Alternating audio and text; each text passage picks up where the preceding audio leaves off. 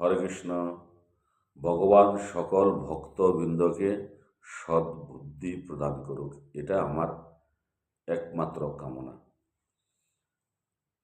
আজ আপনারা যে আমার স্ক্রিনে যে ভিডিওটা দেখতে পাচ্ছেন, এটা হচ্ছে একটা কালী পুজোর ভিডিও। ভালো কথা, পূজা হওয়া কোনো খারাপ কিছু না, পূজা খুব ভালো জিনিস, ভালো হওয়া দরকার আছে। তারপরে কিন্তু এই কালী পুজোতে, এটা উড়িষ্যার একটা কালী পুজো, মানে কালী পুজোর ভিডিও। কালী পুজোতে এই পুজোতে শতে পাঁটা বলি হয়। আমি সেই ভিডিওটা আপনাকে দেখালাম না। শয়ে পাঁটা বলি হয়, কিন্তু আমি জানি না কোথাও কোনো ধর্মে আছে কি না, বা আমাদের কোনো গ্রন্থ বইতে আছে কি না যে মা কালী সত্যি পাঁটার মাংস খায়।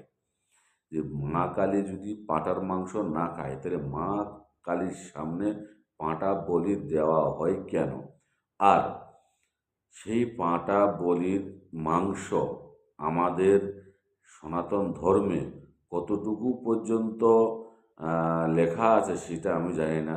যে আমাদের সনাতন ধর্মে লেখা আছে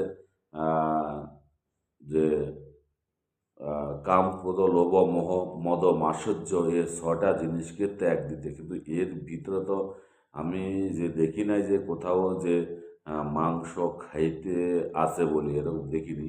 তো যদি আমাদের শাস্ত্রে মা কালীর সামনে পাঁটা বলে দিয়ে সেটা প্রসাদ হিসাবে আমরা ঘরে রান্না করি খেতে পারি, তাহলে সেরকম যদি কোনো একটা মানে কি শ্লোক বা কোনো শাস্ত্রে লেখা থাকে, তাহলে আপনাদের কাছে অত্যন্ত আগ্রহের সাথে বলছি, আমার কমেন্ট বক্সে সেই কমেন্টটা অবশ্যই করে দেবেন, আর একদম শ্লোক সহকারে, রেফারেন্স সহকারে করে দেবেন।